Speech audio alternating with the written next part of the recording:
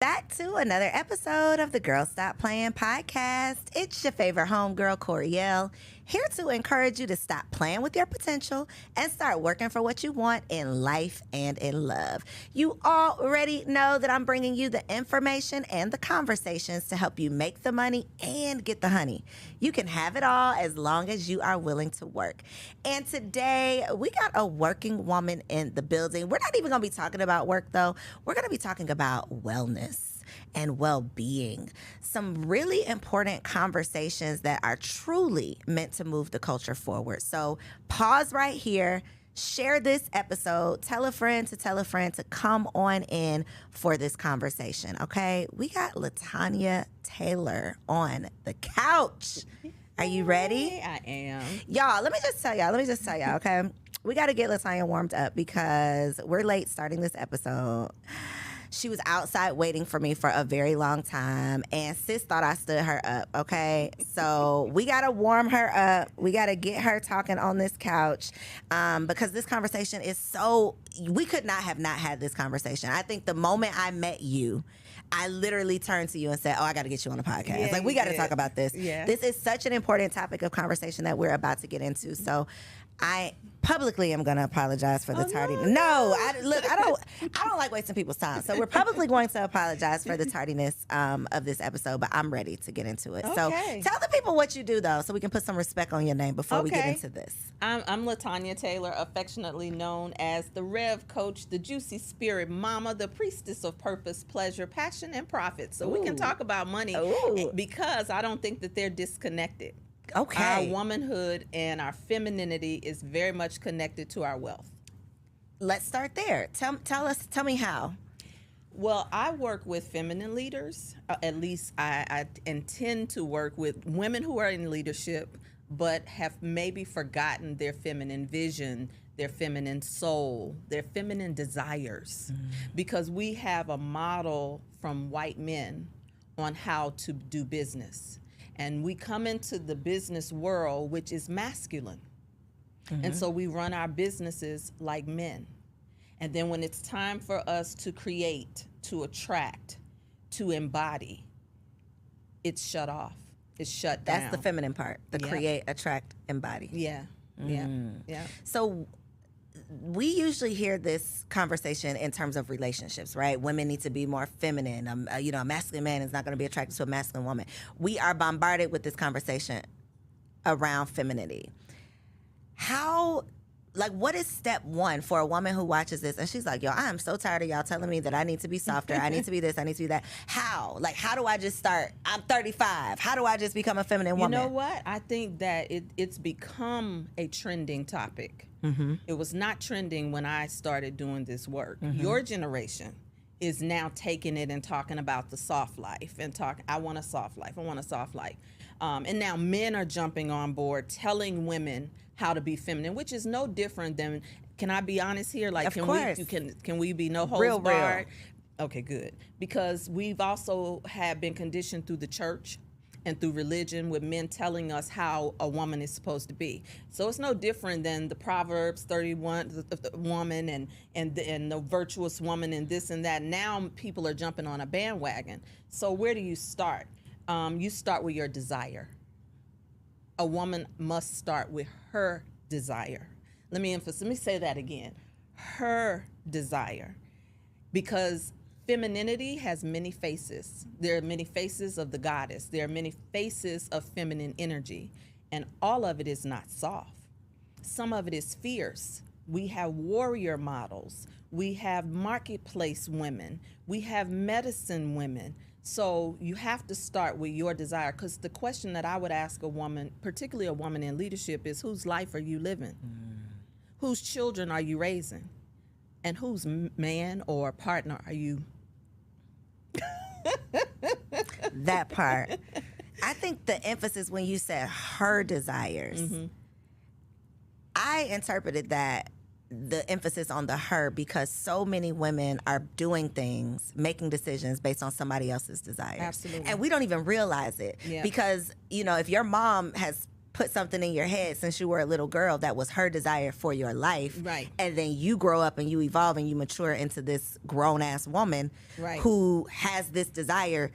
It ain't even your desire. You don't even know where this came from. Right. You've just been repeating Right. what was, pretty much put on you by someone else, and you don't even realize that this is why you're not fulfilled. Right. Remember, where we started was talking about the mother wound. Exact. Oh, it's in caps on my card. We're going to get around to that. So Yes, it's ma'am. funny you mentioned mother, because once you start getting clear about whose life you're living, who are you making love to? Are you making love to the idea in your head? Or are you making love to who you really want to make love to?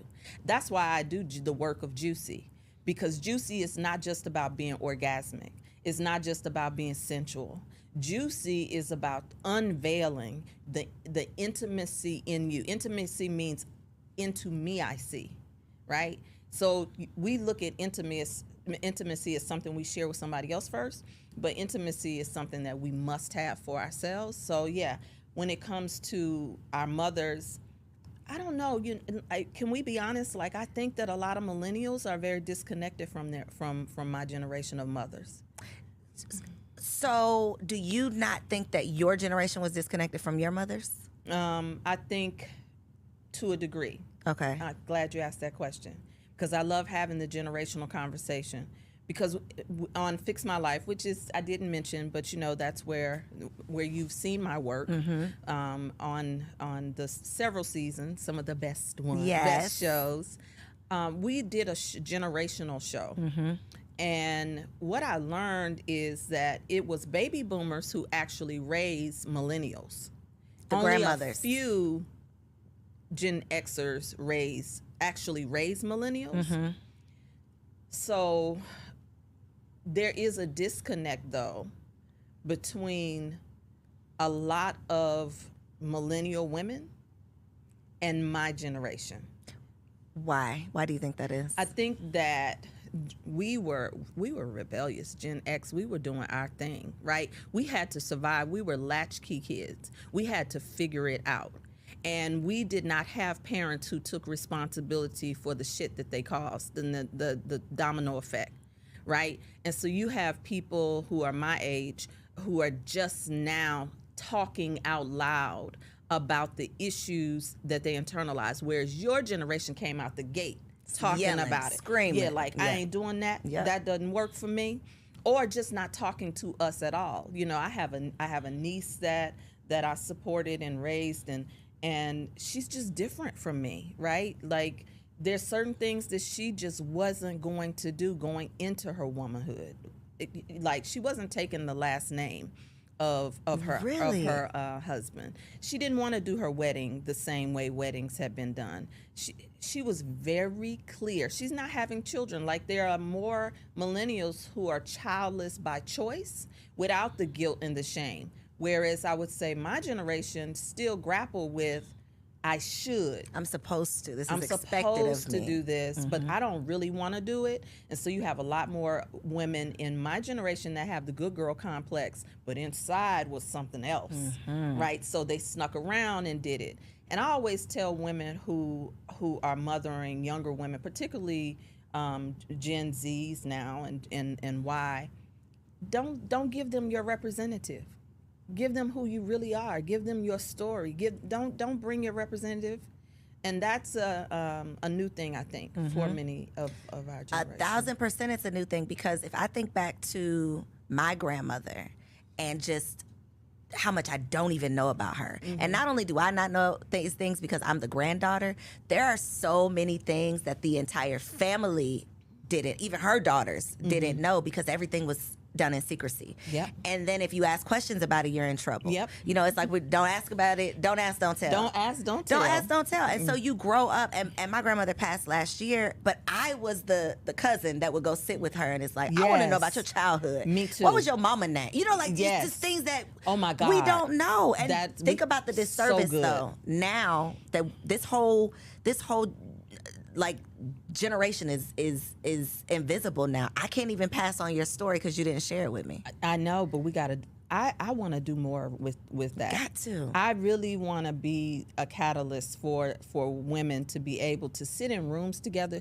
and share stories as a way of getting to know each other, and not just our IG page. Right. That part. Yeah. Right? Because you were in the same room that I was in, and you heard every woman say almost the exact same thing about being able to be in a room with women. Yep. What is that about that we have gotten to the point where women say, I don't trust being with women, but I lead a woman organization? Me. You? Me. Myself, Coriel, has been doing women empowerment work for over a decade. When I do the self work and really, really think about like what got me into this, like what moves me to do these things, I have always been in the women empowerment space because I was never empowered by other women, starting with my mother, then my sister. And so I know that because of the deficit, because I had to empower myself, and then I saw the result of me empowering myself, that's what encouraged me to go out and create these organizations to empower other women. But a lot of women, I think, who are leading these organizations or who are in these spaces, we started these groups out of a necessity for ourselves because the root, the relationship that we have with the woman who's supposed to be closest to us was damaged. And in that room, so many women talked about not having a safe space, not having other women that they could trust and count on and share with, and having mommy issues. And I think that it's so unfortunate that so many Black women have the same story when it comes to our upbringing. That's a wounded healer, right? And it's also why oftentimes when we're in entrepreneurial rooms, we don't partner and we don't collaborate the way, if we're gonna play full out and do the European version, the Western white man's version of business. When you go in Subway, you're subject to see a Baskin and Robbins, right? When you go in Taco Bell, what do you see? Well, you see collaboration, you see partnership, right? But we think that we have to do it all by ourselves, or that woman is competition. We are light years behind on ways to do business, right? And so that is toxic, and our money is toxic. And that is why it's easy for so many women to be burnt out, because now you have to pretend. Now you become a prisoner to your brand. Right? And so what is that? Because I love the example that you gave. You said your mother and your sister. And so I think the saving grace for me was I had a sister who was my soft place to fall. I had a sister who was my angel, my rescue. And so I could not imagine going against women the way that I see us do to one another, because I had my sister which is how it really is supposed to be. Like, in love and relationships, polyamory is also becoming popular and trending, because we have this model of it's supposed to be one person. So now you have a woman, like you just had a baby, right? So now you have women who are having babies, and your baby is only knows one pair of arms, right? That model is distorted and it's pathological for the woman, because we are tribal people, and our children are supposed to be able to be passed from arm to arm, grandmama, auntie, and play mama, play cousins, so that mama can get a break. Mama can take care of herself. But we don't have a model, so we got to mind. It's my business. It's my baby. It's my man, right? So everything has to be possessed from a deficit, from a lack consciousness, not from an abundance. Now, I'm not saying that everybody's supposed to share their man. That model does work. That's where I draw the line. We keep my baby, but the baby daddy is not staying with me. But let's keep it real, though. How many people are man sharing anyway? Big facts. Poly and don't even know it. Didn't even sign up for that. Some of them do, though. Right? How many women are settling? They're the side chick, right? the jump off. For what they can get instead of waiting for what they want. It happens every day. Especially in ATL, honey. Especially in the ATL. Why, and Lord DC, Jesus? let's not leave out DC, honey. Oh, the blackest cities. Okay. Can we get it together? Let's just get it together. Don't get mad. Don't come for me. Because I lived in these cities and I know something about this. Right. You can say what you want to say, but the streets speak for themselves. Right. So you mentioned working on Fix My Life. Mm-hmm. Is Iyanla nice in real life? Yeah, and I don't like that. So that's what TV does, right? Yeah, it does a disservice because you only see what the people want you to see, basically. But she absolutely is a stern figure in your life. But when I tell you, so giving, so accommodating, so sensitive, and so that image is created by TV through sound bites. But you will in her presence, and I mean I am an extension of that. In her presence, you're going to feel the presence of power, right? You're going to be seen, and a lot of us are not used to somebody not just seeing us, but seeing into us. So that was a valid question, particularly because there's a lot of millennials who can't stand her. Let's keep it real. It's grandmother vibes, though. It's like I'm gonna be strict with you because I want the best for you. I'm not about to play with you, and you're not about to play with me. But I love you, and I want the best for you, and I want it to work out. Yeah. And so I brought her up because I think a lot of you mentioned her. I think a lot of times when Iyanla's name comes up, Kevin Samuels' name comes up as well because people had and I want to find out from you, like your take on Kevin Samuels, not necessarily his content, but his theories, right? Not necessarily what it was wrapped up in, but the content of his message. Because for the Black community, Iyanla for a long time was the only person that was giving us the tough love. It's like, I'm not going to sugarcoat it. I'm not going to tell you what you want to hear. This is what it is. Now, what are you going to do about it? Kevin Samuels came along, and he added a lot of curse words and some shenanigans into the conversation.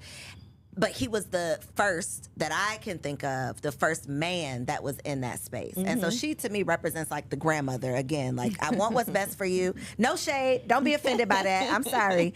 But I want what's best for auntie you. Is the auntie. What she's called in the culture. Okay, I'm sorry. That was offensive. She is a grandma and a great grandma, and she would own it. Don't be mad. Hell, I don't know. Y'all might think I'm a grandma. Shit, I don't know. Auntie. Okay. But his whole thing was like, you don't like how I'm saying it, but if you just listen to what I'm saying, you'd appreciate it. So I want to know from you, what was your take on like his message, and do you see any similarity? Because you obviously work very close with Iyanla, so you have more of a realistic understanding of who she is versus just who we see on TV. Yeah. So yeah, I've been with her for over 20 years. She's pivotal in the transitions in my life. So yes, I have seen it in my life first. Not a fan, so there's a lot of fangirls. So I'm not an Iyanla not fan. That, no. Right. And I will say I regret that I caught up to Kevin Samuels closer to his death.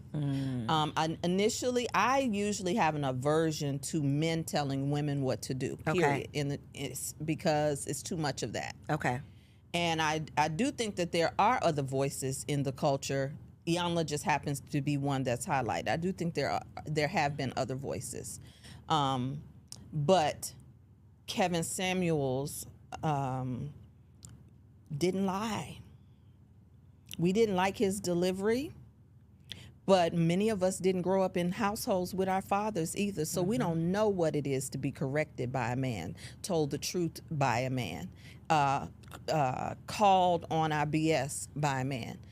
All of our fathers and uncles are not loving. Some of them are from the streets and they're gangsters. They call you out. Some of them are from a school of hard knocks. They just give it to you straight. If you happen to have a father that was able to stroke you and to affirm you and that's beautiful. But all men are not like that. Even when we get married, as a woman, sometimes I think my husband is harsh. And I'm like, damn, why you have to say it like that? But I had to work on how I receive, which takes you back to the feminine, right? So we say we want these things, but then when the truth comes, we don't like how it comes to us. So yeah, it was some of his stuff antics, and sure, absolutely, over time. But when you go back and listen to that brother and some of the women who came on and what they presented, you can't even defend these ladies. You cannot defend the BS. You can't defend it, and I want to challenge y'all, because I think because it was wrapped up in the sound effects and the all of those things, and he really was like entertaining and putting on a show. Like there was a lot of razzle dazzle he threw on top that wasn't necessarily necessary. I think that turned a lot of people off, and I also think a hit dog will holler. And if you are tuned in and he is talking about you, you probably didn't want to hear that. But if you go back now and take the emotion out of it and like don't put your personal feelings into it, I really believe he wanted what was best for the Black community. I absolutely believe it. There are a few shows where he was calling out women who had left their husbands, and you know what, I do deal with women who get to the point where we are so masculine in the way that we move in the marketplace. You had said earlier about the every woman in a masculine man, something like that. But the truth of the matter is, every woman is not beta or alpha, nor is every man. So masculinity and femininity is energy. It's not gender. Got you. It's what you're operating in. Right. Got you. And so when you study tantric lovemaking and orgasmic kung fu, orgasmic embodiment, or sexual tai chi, like any of those things. Oh, is that the juicy? Yes, some of it is. Okay. What you're doing is you're playing with masculine and feminine energy. So when one breathes, another one exhales. That's how our relationships really are, right? So like, to even be orgasmic, there's a way that we have to be able to tap into ourselves, that the man finds his yin in orgasmic exchange, and the woman finds her yang or yang. Interesting. Okay, so let's wrap up the mama conversation before we get into the sex talk, because for a lot of people who have not experienced therapy on their own or personally, watching Iyanla might have been the closest thing that we saw to true therapy, in terms of you recognizing, getting that awareness, recognizing your stuff, owning your stuff, figuring out a solution, which is what therapy is supposed to be, right? And I definitely saw a lot of episodes that were rooted in childhood stuff. When you're doing your work with women one-on-one, are you noticing that the majority of the challenges that women are having are rooted in childhood Almost stuff? all of them. Almost 90%. 85 maybe. So what is the work that we should be doing? Like, even if you don't have a therapist, what is the work that needs to be done, knowing that there's a 95% chance that you're still dealing with some childhood issues? It depends on your story. Your life is always giving you feedback. Your life is always giving you feedback. And so if you want to know what's going on, look at what's happening in your life. It could be money. Your money has a story. And most of the times we have not ever dealt with our money story. Your relationships with the opposite sex, male, female, female, male. Either way, look at that. Or same sex, because when we start talking about women in rooms with other women, that's a mama issue. That's a self issue. Because when you say I can't be I can't trust women, you don't trust your damn self. You don't trust yourself with women because you could not trust a little girl once upon a time somewhere with a woman. There was a woman who traumatized you. And it's important to say this for the culture. Very important.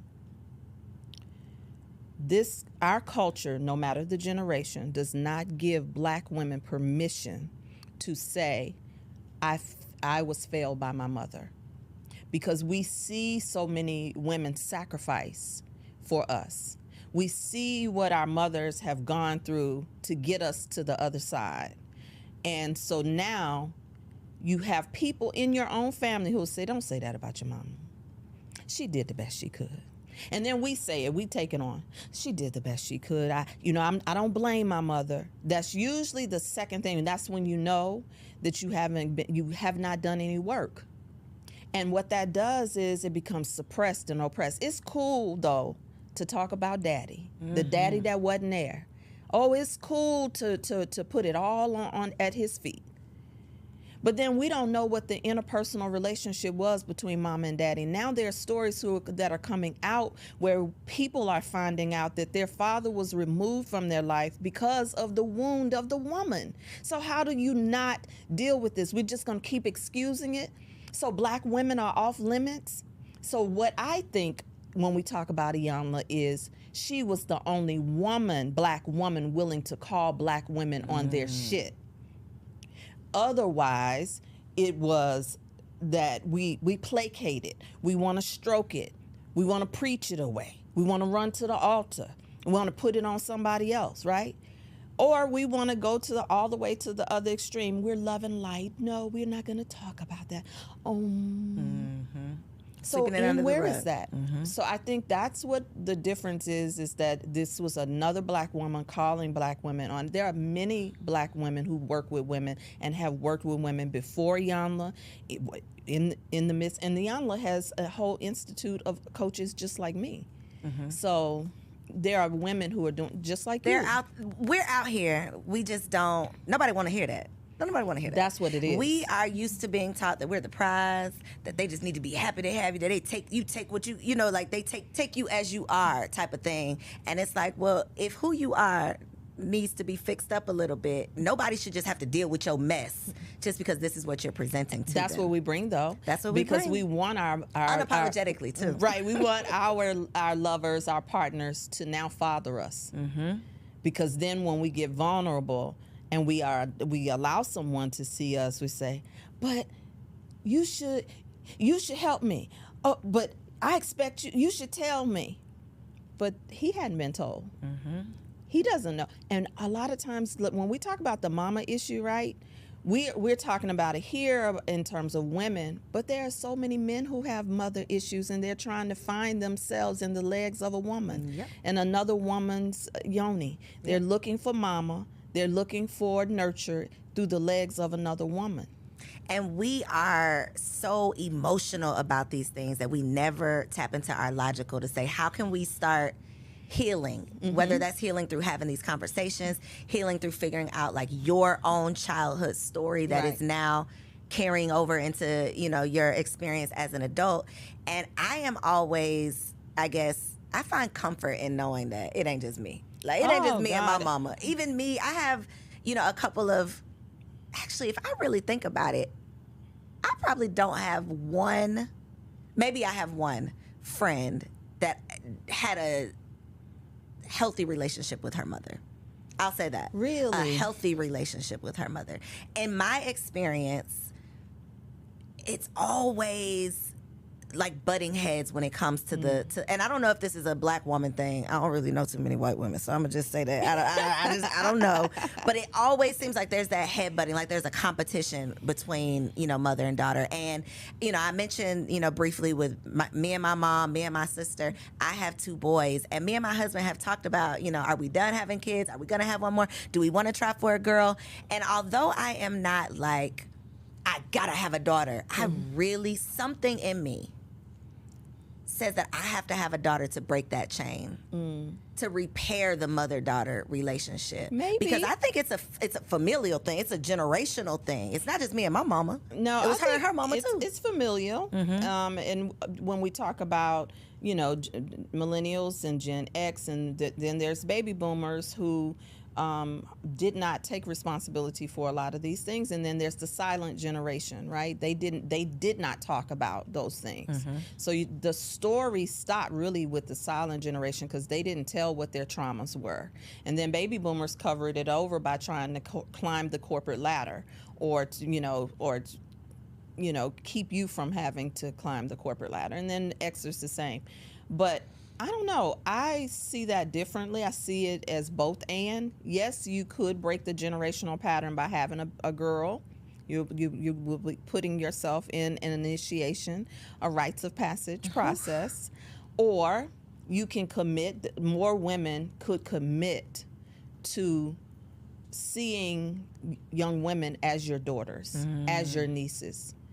I think that millennials are much more disconnected because of technology. They did not grow up playing with their cousins the way that we did. We played with our cousins. We looked out. Your cousin was your sibling. Your neighbor was your was like everybody. We had a relationship, but when you have a relationship with technology, right?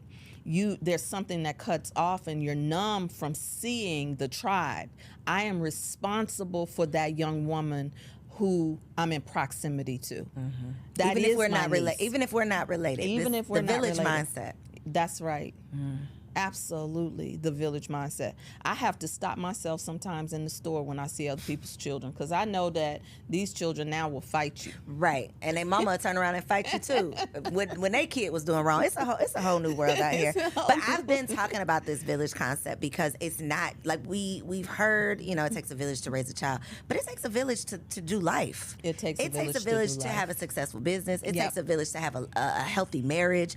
It takes a village for you to have yourself together, because at the end of the day, I need somebody to lighten the load. I need somebody I can delegate to. I need somebody who can pick up where I left off. And to your point, we've created we've put ourselves in solitary confinement. It's just us and our phone. It's us and our phone. And you know what? I want to say this too. Mother is more than just your mother as well, right? When I work with women, mother and father, they are symbolic of other levels of your own spiritual journey. Gotcha. They represent many more things. And so when I take a woman on a journey, we're going to the door of mother and then beyond the door of mother. Oh my God, when I tell you, I found myself at my own altar praying when I had been rejected in sister circles, pastoral circles, because I am ordained as well, and so I was hanging out with ministers, but I'm different because I'm metaphysical, I'm eclectic, right? I'm free. I'm not bound by anybody's system. I got free from systems because I also was in the Nation of Islam many years. Girl, I got it. You got so much, Lord Jesus, that wasn't even on my list. Okay. Wow. You have lived lives. It was right. I literally started. Some people many are called, but few are chosen. So wow. I answered the call. So I started when I was very young, giving my life to religion. So I know religion, what it takes to not be addicted to religion. I got married when I was young. I was 19 years old when I got married. I had businesses as a young woman when I got married. So when I talk this, I'm not talking it from no hoity-toity, airy place. I'm talking about the journeys of what it took for me to become the butterfly, what it took for me to become juicy, right? And so when we look at mother, we just stop at our mother, right? But I had to pray when I felt the pain of rejection, because I had to ask myself, why do you care so much about being accepted by these women? Why does it cause you so much pain? And initially, I hovered around the women and what they were doing and what I had given to them, and reciprocity, because we love that word too, right? Relational reciprocity. But it wasn't that. And and this is why ancestral work is so powerful. At my altar, I found these answers. It was at my altar that my ancestors showed me in my prayers. It's because you're still trying to prove to your mother to see me that you're valid. So guess what? We take that and we go from one circle to the next, really seeking that. And so I cried those tears. But when I got the answer, sis, oh my God, it was a game changer. I got comfortable in my business. That's why I say it's not disconnected. I got comfortable not having to promote my business the way other people did, and would be full. My programs would be full when I got comfortable. But I wasn't out here hoeing myself on the internet. Come on. Right? And I got comfortable, and then my clientele started to change. I wasn't attracting women with broke mindsets and broken hearts. Don't pay. Come on now, you know about clients Yes, who ma'am, come I in and do. don't pay. I stopped attracting that. And then my clients started to call me the same thing that my friends would call me, Mama LaTanya. I couldn't even embrace Mama LaTanya when they would call me Mama LaTanya, because inside I had not embraced that because of that wound. And now I'm an initiated priestess, and what do they call me? Mama. Iya. So our journeys, our steps are ordered. Our steps really are, even the pain body that we walk in and avoid, we'll just stay in remedial learning. We'll just keep on doing it. Do you have children of your own? No, and that's what I was going to say too. That's why Mama was a challenge for me, because I wanted children initially. And, you know, I've done plant medicine journeys, other initiations, where I have had experiences where the great mother, the divine mother, showed me that in past lives I had already mastered Mama. You've done that. I did not come here this time to have physical children. I came to mother other women like you with stories. I came to mother other women who felt motherless. And so my clients have testimonies of being able to be available to their girls, their children, who when their girls are coming on their cycles now, they have ceremonial experiences, and not tell them, don't come in my house and don't bring no babies up in my house. You better keep your legs closed. How many of y'all heard that? And that's all we heard. And there was no other part of the story. That's it. Right. And then we wonder why we can't have successful relationships. And we wonder why what's also not talked about is the infertility rates amongst Black women. What do you think is causing that? I think it is mind-body connection, and those messages of shame and guilt, and also expenses. There are millennials who say that the children are too expensive.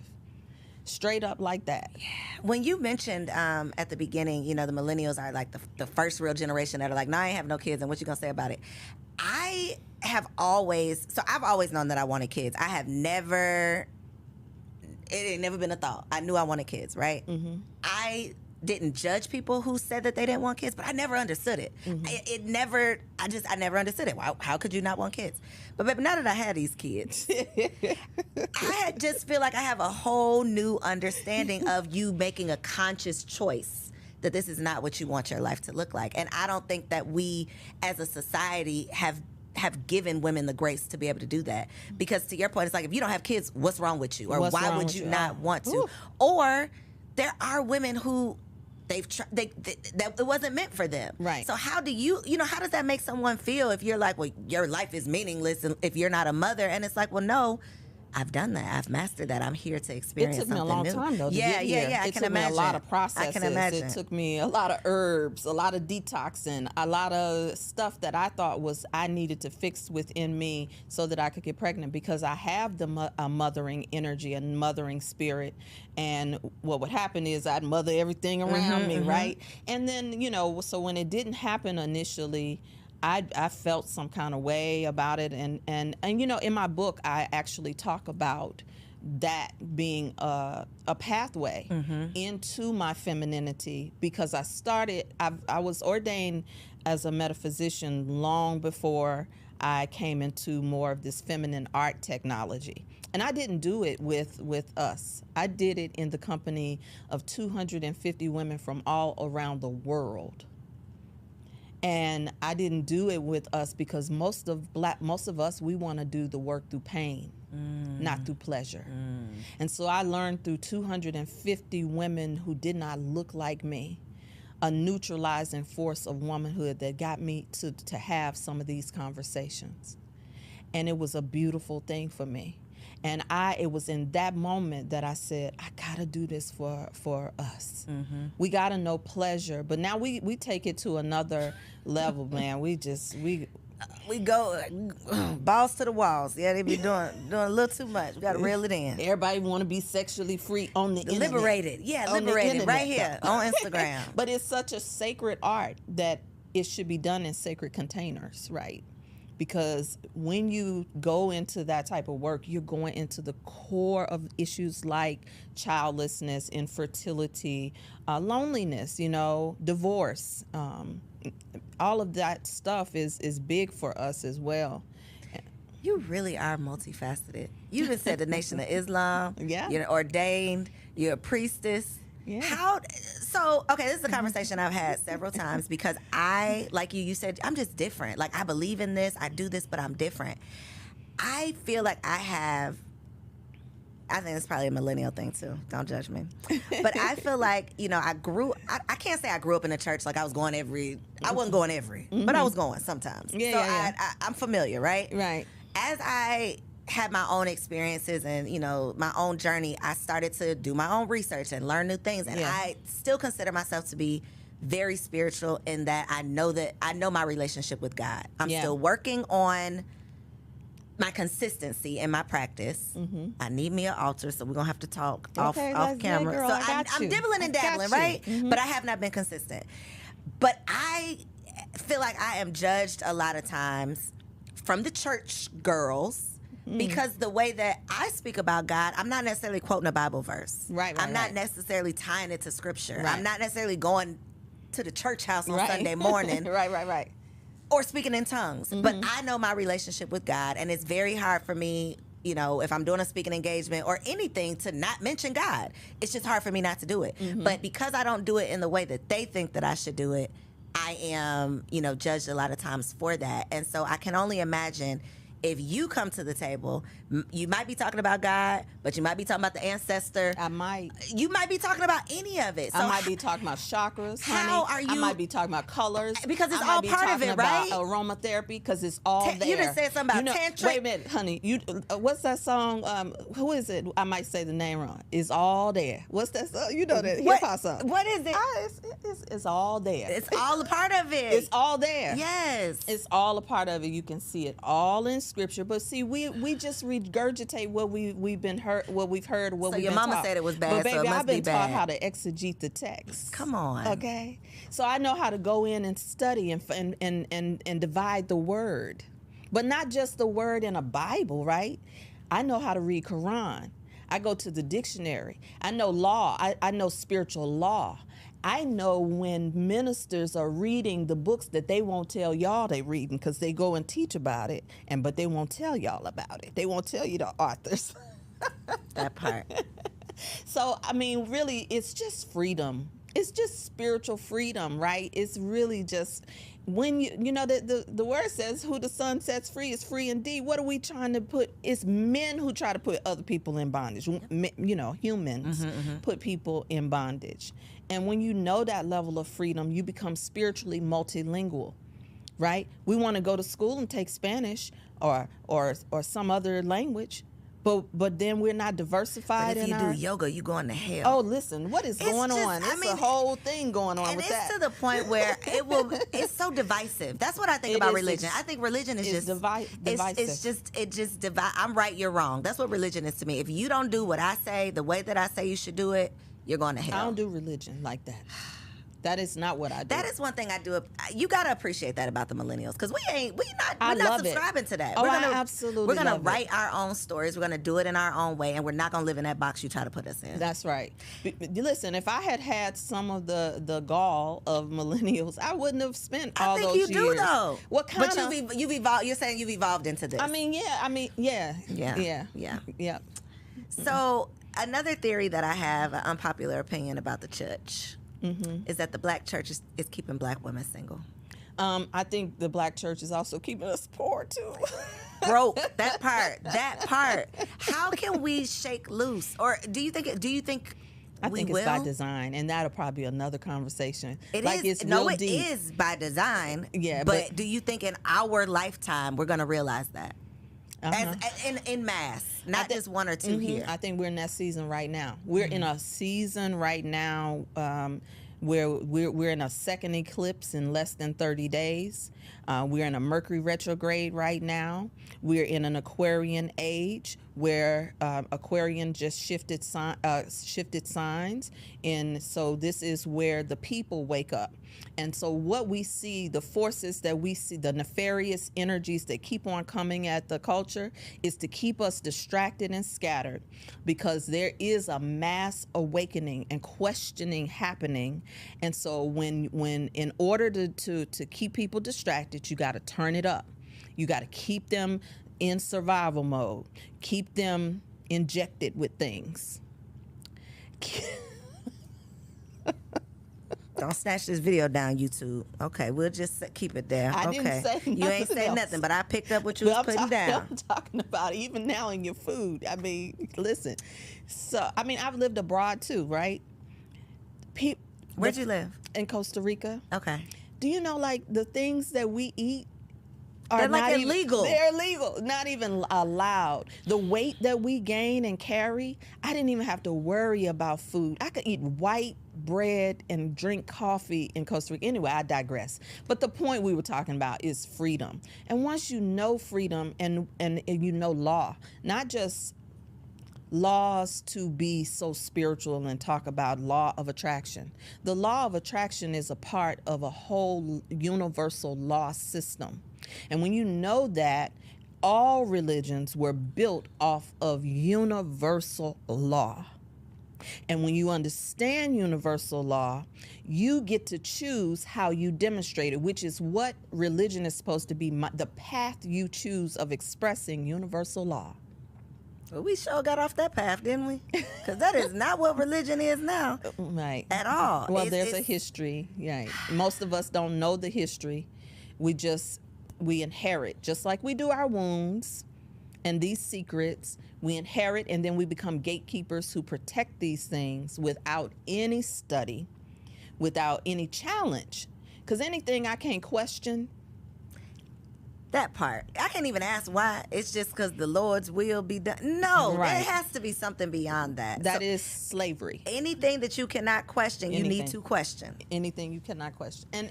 And if you're not satisfied with the answer, you should be able to do your own personal investigation of the truth. Without the threat of you going to hell. Without the threat of you going to hell or getting put out of somebody's house. Or that you are demonic.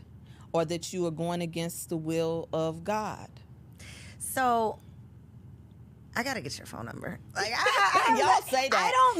All of y'all said that in that room that day. Did I hit you? What I say? I'm gonna get you on the podcast. Well, you did say that. Thank you. You know, you executive women, y'all say y'all want to do this work. Let me tell you why, though. Let me tell you why. So, when I tell you, like, there are people on the internet who talk about their relationships and they try to act like they're all perfect for the people or whatever. When I tell you, I really, really, really, like, I love his dirty draws. Like, he the homie, right? Yes. God really gave me my person. Yes. And I get confirmation in so many ways, but one of the ways is that we crazy together in this area. So we're very non-traditional. I won't say crazy. We're very non-traditional, unorthodox in our thinking, right? Free. We are both free to the point where someone connected me with a woman who does Reiki. Yeah, right. good. So I went and I did Reiki. As soon as I did it, I'm like, oh my God, this was crazy. You got to do it. I scheduled his session. He came, and then the next time I saw the lady, I was like, you met my husband, and she was just like, it is so rare that I have a couple that are on the same frequency with this type of thing. Like, you don't know how many wives will sneak to come see me and won't even share. They can't even go home and talk to their husbands about this experience because their husbands think they're crazy. Or vice versa. Yeah, but you're not equally... You're right. That's equally yoked, right? It's like we're going in the same direction. Absolutely. We're traveling on the same path. So I want to find out about your husband, though. Yeah. Because you have lived many lives, Yep. right? But y'all have lived this life alongside of one another. Yep. How has he evolved as you have evolved? My husband is an OG, okay? Like, yes, I blush when I talk about him. Because a well-loved woman shows up differently in the world. That part. And, we often talk about, like, I do astrology in my work, right? And I'm a manifesting generator, which means Me too! See? See? We speak the same language. Yep. And so that means that we're supposed to do multiple things. We're multi-purpose, multifaceted, right? My husband is a manifester, which means that when he focuses on something, he's focused on that. I get the benefit of that too. And he is free. I knew my husband when we first met. The first night, I knew who he was. I knew he was a man who had done his work. And he knew me in the spirit. And literally, it was like we were inseparable from that point. And we challenge each other big time. Like, when you are soulmates, you also have those challenges. Like, you got to go to the deep parts, and it's not always easy, and it's not always pretty. Nope. And I don't always like him, and he doesn't always like me, but we love each other, and we are on a journey that commits us to one another. So, like, even sometimes when I am red hot angry, I can hear the voice of God in him calling me forward. Like, you know, I can hear the universal laws and the universal principles in him. That man can put his hands on me and I will go to sleep, like, because he has the embodiment of a mother's love. So even the parts of me that may not have gotten nurtured, my mother's hardcore, right? She's one of those old school hardcore ones. But I know, like, I can feel his love coming through his hands, right? I don't always like how, you know, he presents sometimes, but it is so beautiful to have, like you said, a homie, like, you know, to walk together. When we went to Costa Rica, it was just me and him. How long did you live there? Almost 2 years, 2 years and some change, really. And boy, that's why when the little thing came, that thing, we didn't have any problem being able to shut down together. A lot of people's relationships could not endure that kind of time together. It's like, oh, this is who you really are, huh? Yeah, no. Yeah, so it's good to have that kind of protection. To have home. Yeah. And I have a man who I know how to fall into my softness more with him, and if I don't, he knows how to check it. And I like that. Right. You know? Yes. Okay, so the clock is. Okay. Can you come back? Yeah, you for real? Did I lie this time? Okay, no. Because I don't like when people, I'm like, is this a Hollywood invitation? Are you just saying it because it's Atlanta is polite? Black Or Hollywood. am I really going to hear from you? That's why I make sure I followed up, because I'm like, this ain't that. Yeah, right. And truly, all jokes aside, the conversation around the mother wounds is so necessary. It is so necessary. It's so necessary. So, are you taking new clients? Oh, yeah, I'm taking new clients. Tell the people what kind of work you do, because we done had a whole lot of conversation. We are going to bring her back, because we got to get into, I feel like we need to talk about the Juicy, though. Yeah, we got to talk about Juicy. Okay, so tell us about Juicy, and then you can tell the people how they can connect with you. This is my signature work and program. Okay. It is through pleasure. I found my feminine through sacred process and pleasure, and I wrote about it. Okay. And I captured some of the stories of women who had gone through the rites of passage process. I think that the quickest way to sum me up is that I am a spiritual midwife, or a midwife in everything that I do. Coaching is just, it's one umbrella, and I think it's used far too loosely. But to do the soul surgery work, I take women on feminine soul retrieval journeys in their love, sex, and money. That is what I do. Well, we want all of that. We want some love, some sex, and some money. Okay, so they need to holler at Latanya, Rebirth with Latanya. Yes. Right? Yeah. We will have it up on the screen. We will have your information, the link to the book. Can they get the book, or is this for clients only? No. They can get the book. It's on Amazon. Well, we're going to link it. We'll link it so they can find it. No excuses. We'll make it easy for you. But we got to have you back, because I want to talk about your man. We got to talk about marriage. I need to tell a little bit more about my mommy issues, but that might be a session and without the cameras rolling. So we'll talk about that. And I really want to get into the Juicy conversation, just like a little bit deeper, because I think it was so important when you mentioned what intimacy really means. It's not just, I'm going to just like have sex with my man in a fancy way. you know, in a romantic way, Right. but it really I love you is said like fancy way. we're gonna get fancy tonight and be intimate. But it starts with self, and so many of us, the only conversation that we ever had around sex or intimacy or anything is like, it's bad. Stay away from it. Don't do it. It comes with all these consequences. Right. And we never have the other part of the conversation. Yeah. And then our lives are a reflection of us not having the other part. Absolutely. So I think this was healing. Oh. I think it was healing. Oh. It was. Somebody out there got a tissue right now. Somebody out there is like, look, he nodding. He was about to shed a tear. Because we don't have these conversations. There's not always a safe space to have them or even hear them being had. So I appreciate you. I appreciate you. You're not mad at me, are you? No, I'm not mad at you Okay. at all. Okay. My toxic trait is that I'm always before time. So you was here. Oh, okay. So you was. No, I was here just a few minutes before time. Okay, but- just a little bit. Yeah. Okay. Well, next time we're going to get it together. We're going to give you a door code. It's Okay. all right. Y'all, was she bomb or was she bomb? Like, we need some more auntie. Can I call you auntie? Will you be my auntie? I'll be your auntie. Okay. I don't have no aunties like you. You don't. I don't. Look at my face. We'll talk about it off camera. All right, y'all. I'm gonna be your rich auntie. Please. High five. I don't got no rich aunties either. All right, y'all. Thank y'all for tuning in. Another bomb episode. In the comments, though, let me know some questions that you want me to ask LaTanya when she comes back, because I'm serious. She will be back. Make sure y'all subscribe to the channel so that you will not miss her. And go follow her on Instagram for all of this goodness. You got to keep it going. I love y'all. I got nothing but love for you. I want nothing but love for you because you deserve it. And I'll see you on the next episode.